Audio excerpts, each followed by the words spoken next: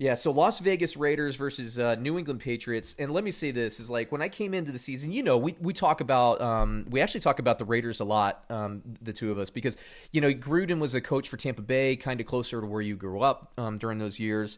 We know kind of the Gruden thing. Obviously, he was a former Raiders coach. Now he's the Raiders coach again. We know what Josh Jacobs can do. The question coming into this season is the defense. Can it be good? The first week against the Panthers, I wasn't sure. I mean, the Panthers moved the ball, but what they did to New Orleans, and yes, I know New Orleans did not have Mike Thomas, and we'll talk about that in a little bit when we get to New Orleans versus Green Bay, but what Las Vegas did to frustrate the New Orleans offense, and owning that game from start to finish, right. And on top of that, they had missed opportunities all over the field. That could have been a blowout.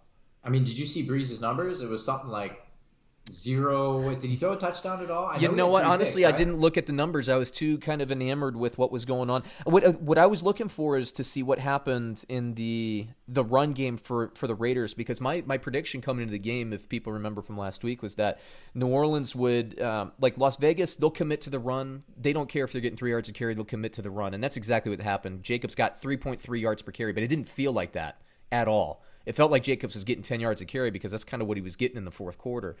Yeah. But I thought that New Orleans would be up by like 2 scores so that the Raiders wouldn't be able to run the ball and play ball control in the fourth quarter. So what I took away from that, dude, is that Las Vegas this season, when they're up or close within a score in the fourth quarter, they're going to be too hard to beat with Josh Jacobs and what they can do running the ball. Yeah, they really did look electric, man. Derek Carr looked fantastic. He looked good, but he's kind of, to me, almost reverted back to his 2018. You remember when we used to see before Amari Cooper got traded to the Cowboys? Like, you'd see Amari Cooper with nobody within 20 yards. Well, it's like Ruggs is streaking behind the defense, and I know one of them was an interference call, so that, you're not going to get that as a touchdown, but there are a couple times it's just like whoever that announcer is, I can't remember his name off the bat, but that new Monday Night Football guy who used to be an ex-scout and all that stuff. He's like, Derek Carr, man, you got to let it fly here. And he's right. I mean, he's right. You got to let that guy air it out for that's sure. NFL Open. I mean, those are throws. Like, you could see Ruggs and you can see the potential of this offense. So that's my big question is, like, I called, as you remember, Brett, I called Vegas in the playoffs because I think they're good enough with what they're doing. And I'm especially impressed that secondary was flying around the field, man.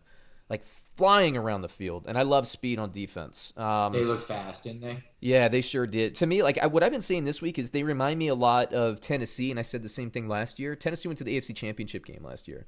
So the brand of football can work, but I do think Tennessee's just a little bit ahead of the Raiders, and I think that's because, honestly, I think Tannehill is just playing a little bit more efficient quarterback at this point than Carr is. Tennessee's 2-0 as well, right? Tennessee is 2-0. So that means that they have won 10 straight regular season games? Is that right? It might be that. They still are the last team to beat the Kansas City Chiefs, those Tennessee Titans. And the Raiders, man, when the Raiders and Tennessee Titans played last year, and the Raiders had a lot of injuries in that game, I said the winner of that game was going to make the playoffs. And that's ended up being what happened, although I know Pittsburgh was involved there. But this Raiders team's for real. But this matchup is interesting to me, too, because you got the New England Patriots. Did you catch the Sunday night game? I watched most of it, but I couldn't keep my old eyes open. I missed the end. Getting old is a bitch. I stay up now to record some segments for the channel, the YouTube channel. So I was watching that game. That was so far the game of the year, but it's only 2 weeks in. Coin flip could have gone either way. New England, I'll say this, like, Seattle did what they wanted to do against New England running the ball. And I believe that Las Vegas, Josh Jacobs, and what they can do, the physicality up there, even with the injuries. I don't know if Incognito is going to be back. I don't know what's going on with but they're a deep offensive line and a good one. I think Las Vegas will have success. I'm more confident in the running game for Las Vegas this week than I was going into Monday night. What do you think about that in the Patriots D, my man? In the Patriots D? Yeah, like, do you think the Patriots D, you think they're going to be able to hold up? I do. I love that D. I do. And I know that Russell Wilson, he aired it out on them, but that's what he's going to do all year. I think that defense is great, man. And I think Belichick, I mean, he didn't all of a sudden get worse on defense. They're going to be just fine.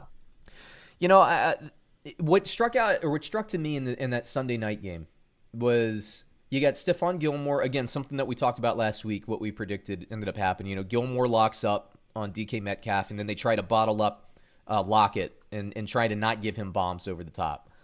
Right. And what surprised me, and maybe it shouldn't have, but it really surprised me, was DK Metcalf. I mean, owned Stephon Gilmore, the reigning defensive MVP of the year. And, Metcalf gets a lot of hype. He's a physical freak, all that. He was a little raw as a wide receiver, but he's getting better and better and better. Like, this guy, you always thought he'd be a star, but he might be a star, like, right now. Given what he did, like, I don't know how you defend a guy like that. And, I have a feeling that Gilmore is going to lock up with Darren Waller, who I actually think is similar physically. He may be a little bit slower, but he's still pretty damn slow or fast, especially for a tight end. The Raiders just own the middle of the field with Waller, and then they can use him as a decoy and open up other people. So I find this to be a much more intriguing matchup than I did before. And then what about Cam Newton? I mean, you saw it in the first half, however long you were able to stay up. Why don't you talk about him for a little bit? I think Cam Newton is doing exactly what I thought he would do. I think that Belichick, however you want to say it, is going to make him better. And I think Belichick's going to get the best out of him. Yeah. And that's what we're seeing. I haven't seen Cam look this sharp since the 2015 season. I think the Carolina Panthers, whatever that 15-1 season is. And he's going to get better. Edelman has his career high in yardage. Think about that. Career high in passing yardage for a game, 170 or reception yardage, right. 179 yards. He never did that with Brady. That's incredible to me. Yeah. And they get in the goal line, and the big difference is Cam Newton's running people over. Like the Cam Newton we saw in Carolina for the past 2 or 3 seasons, Carolina was trying to extend his career, so they're trying to protect him and not let him run as much. New England's like, screw that, you're on a 1 year, buddy. We're going to run you as much as we feel like run it, and it's working. So, I mean, it's going to be a unique test for Las Vegas. They're probably not going to see another team because I don't think they're going to see another Cam. The closest I can think of today is Josh Allen in terms of I can run you over kind of guy. Yeah. Man, this is a good one. Let me hit you with the line here. So, Bovada has the Patriots as 6.5 points favorites. So, it's Las Vegas plus 6.5 against the Patriots. Who you got? I got Las Vegas. I think they hang in there. I agree. I mean, when I wrote the score down, I always write the scores down before I look at the lines. That way I don't let them, kind of work with me subconsciously or anything. I don't want them to drive me. I wrote down right on that line, 24-17, but I also wrote this down before I saw that Monday Night Football game. I'm seriously interested. Like, I'm not going to bet on this, and I never bet against the Patriots. I will take Las Vegas to cover the spread as well. I do think New England will win, but I'm really interested because if Las Vegas can hang in there in the defensive line and limit Cam Newton, then you got a team with fast defensive backs and a team that can stop the run when teams want to do that. That leads me to believe that Las Vegas can better compete with the likes of, say, a Lamar Jackson or Buffalo, who we're liking more and more as well. We're going to talk about them later. So it's a fun test. I did not think the Raiders would be 2-0. You and me both whiffed on that one, so respect to the Raiders. But the New England Patriots, man, they looked really good. And, I mean, they're a Super Bowl contender. That's the reality. For sure, 100%. And I want to see if the Vegas Raiders, I don't know if I have them in playoffs for sure, but I don't have them as Super Bowl contenders right now. We're going to learn a lot about both teams, but that'll be a fun one.